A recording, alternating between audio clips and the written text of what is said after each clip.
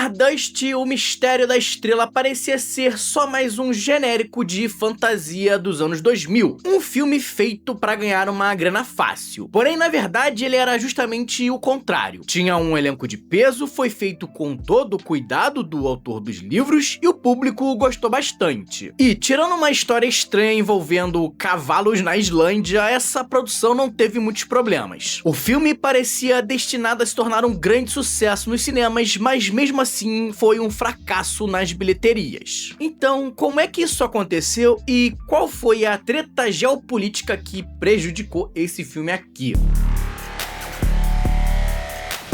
Oi galera, eu sou o André Con, seja muito bem-vindo ao Conversando. E olha, semana passada eu falei de um filme que eu detestei do começo ao fim. E como pra quem tá se afogando jacaré é tronco, eu pensei, bom, por que não ver o tal filme da estrela? Então eu peguei uma pizza com ketchup e uma cerveja trincando e coloquei esse filme que eu tinha certeza que ia ser mais chato que cagar de jaqueta, e lá fui eu assistir isso aqui numa quarta-feira, 10 horas da manhã. Stardust, o Mistério da Estrela. Um filme que só pelo nome já me deixava bolado, porque eu só conseguia lembrar daquele filme da Mônica com a estrelinha mágica. Que, aliás, um amigo meu me roubou a fita VHS quando eu era moleque e eu fiquei lá de otário. Alô, Lucas César, abre teu olho, meu irmão, que quem bate esquece, mas quem apanha não, tá? E olha, eu nunca tinha assistido esse filme aqui e eu afirmo categoricamente quantos anos desperdiçados, cara. Porque essa aventura é completamente insana, absolutamente nonsense, extremamente engraçada, e no fim do filme eu saí envergonhado que eu,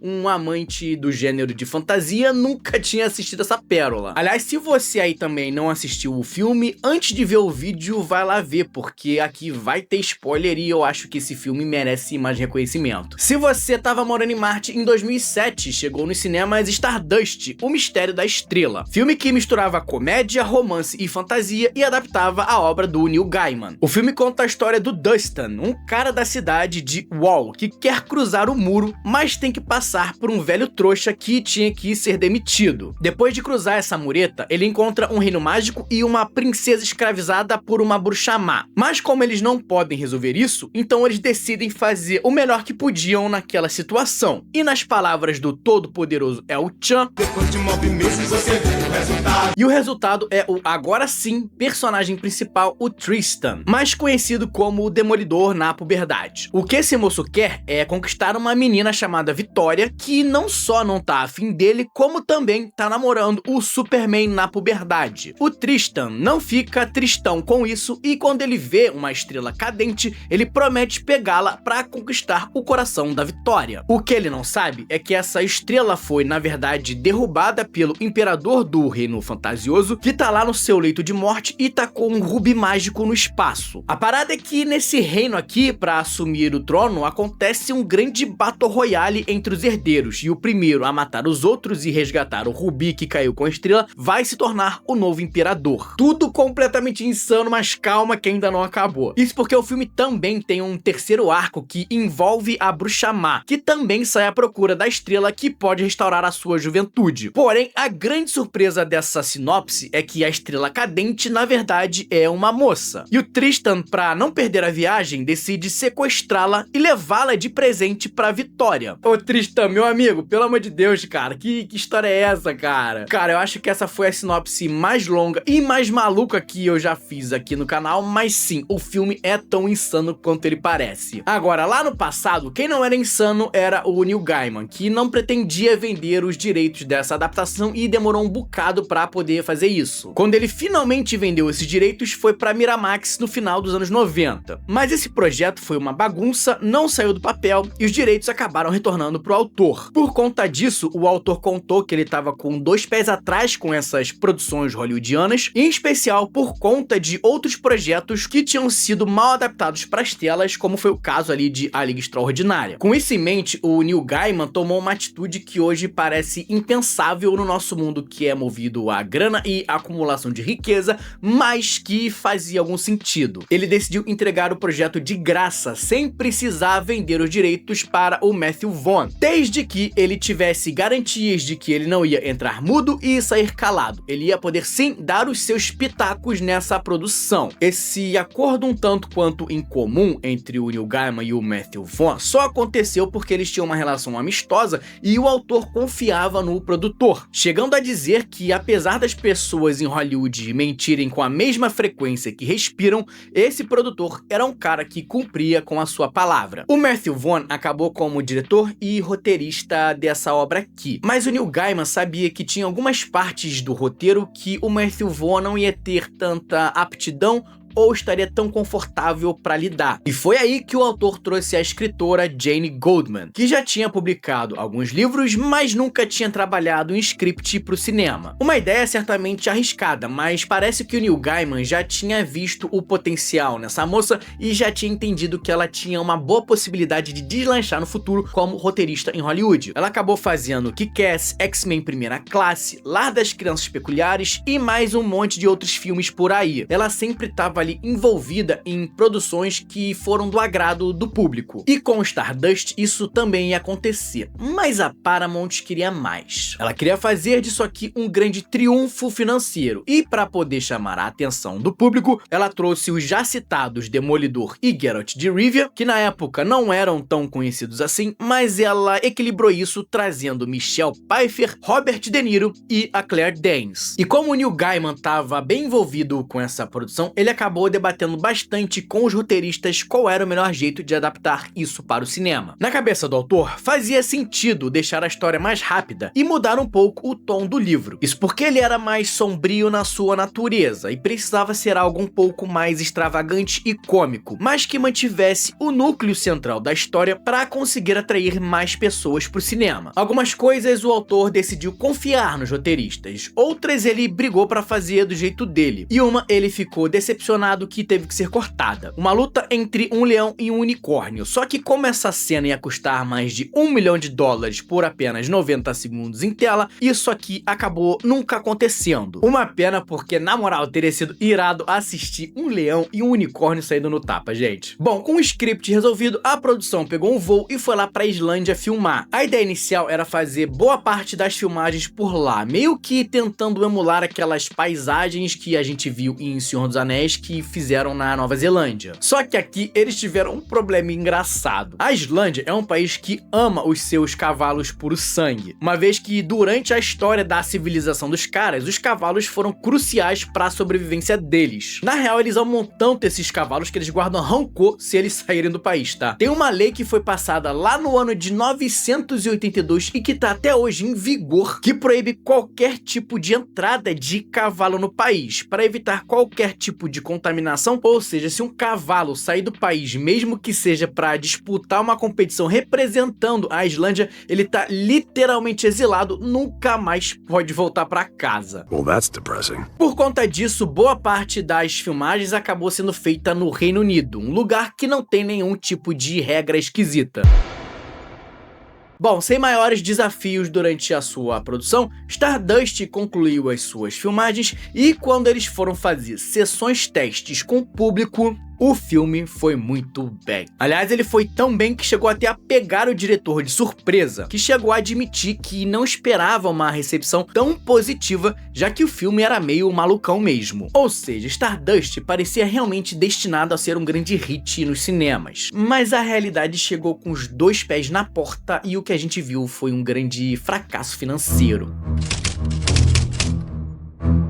Olha, gente, o mundo é realmente caótico e às vezes, mesmo fazendo tudo certo, as coisas podem do nada ir por conta de coisas que a gente não consegue controlar. E Stardust, apesar do envolvimento do autor nessa produção, de ter sido bem recebido pelo público, já que ele tem 77% de aprovação dos críticos e 86% do público no Rotten, além de uma nota 7.6 no IMDb, mesmo com tudo isso, o filme flopou nos cinemas. O orçamento de 70 milhões milhões de dólares virou apenas 137 milhões, ou seja, não conseguiu nem dobrar a arrecadação, o que geralmente é o mínimo que um filme precisa fazer. E isso aconteceu por alguns motivos. O primeiro foi o marketing desse filme, que produziu um trailer, que ao invés de mostrar a real vibe do filme, que era um misto de comédia, romance e fantasia, tava apostando mais numa mistura de ação e aventura épica. Uma decisão que deixou ele com uma cara bem genérica, ao invés de usar o que o filme tinha de melhor e de diferente. Isso, aliás, já tinha sido criticado por alguns veículos especializados da época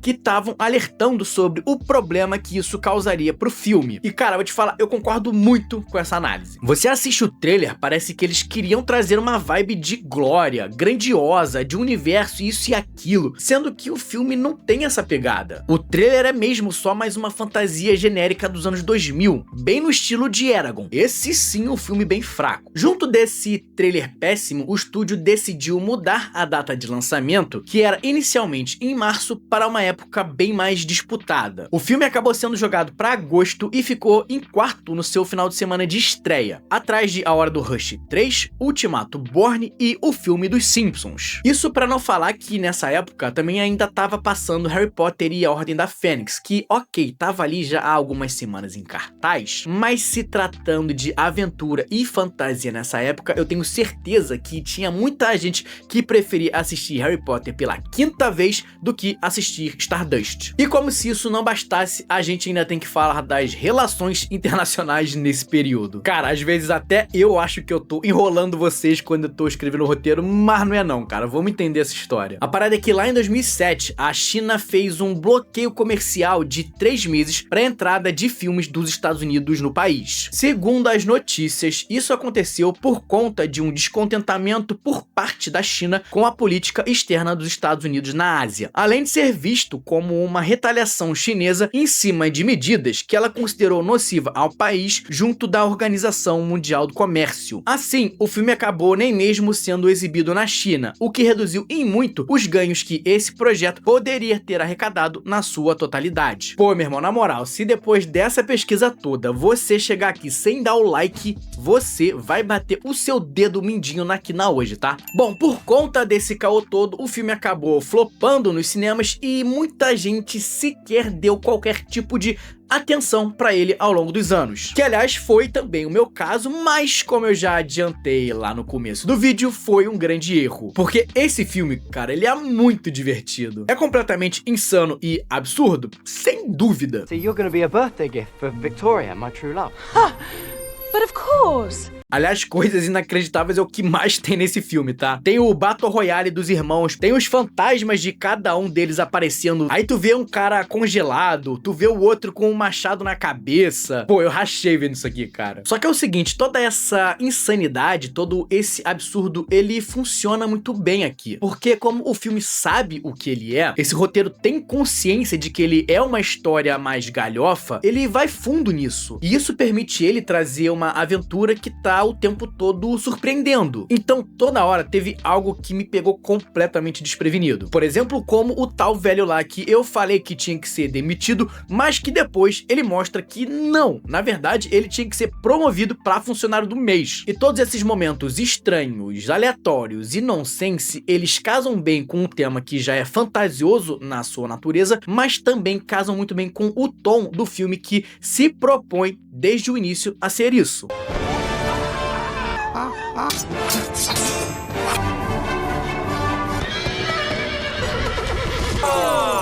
Bernard.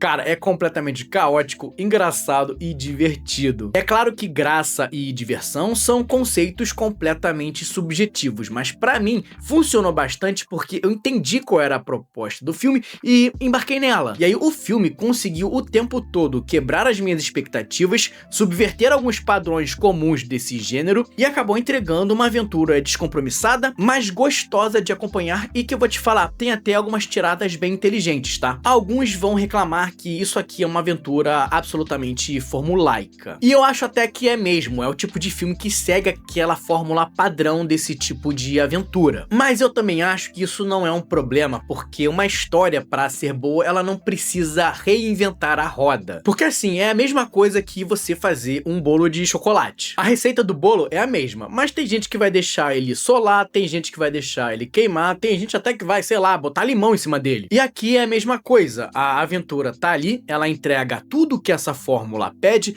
não reinventa nada, mas tudo que ela faz bem feito. Tem uma coisinha aqui ou outra que dá pra gente reclamar, sempre vai ter, mas nesse caso aqui não me incomodou tanto. Primeiro porque eu realmente não vi nada ali que me chamasse a atenção como extremamente negativo, e segundo porque o filme é honesto comigo, ou seja, qualquer coisa que eu quisesse ver de diferente, que a história não entregou ou que eu não concorde, é um problema da minha expectativa e não do que o filme se comprometeu a ser. Por exemplo, os personagens aqui, eles não têm lá um grande desenvolvimento, isso é fato, mas a história também não pede isso. Cada um tem uma motivação legítima, características próprias que os definem bem, e isso pra mim é o suficiente nesse tipo de filme. Esse pra mim é um caso triste que mostra que, meu irmão, a vida é dura mesmo, é injusta e infelizmente é assim que o mundo é. Eu acho que a produção teve bastante cuidado com essa obra, eles trataram essa adaptação com bastante carinho e acabaram entregando e fazendo o melhor que eles podiam dentro daquelas circunstâncias. Não deu certo financeiramente? De fato, não deu por vários motivos. O que é uma pena porque eu posso tranquilamente dizer que eu adorei esse filme aqui e acho sim que ele é bem subestimado. Stardust e o Mistério da Estrela teve um bom orçamento, um elenco estrelado e uma história que foi muito bem recebida pelo público geral. Porém, por conta de uma competição pesada, um marketing ruim e até mesmo problemas da geopolítica, esse filme acabou sendo um injusto fracasso financeiro e até hoje pouca gente comenta sobre a obra por aí. Antes de você, deixa nos comentários se você curtia Stardust e aproveita e pede pro Lucas devolver minha fita VHS. Valeu, gente! Muito obrigado por me receber na sua casa, um abraço e até a próxima!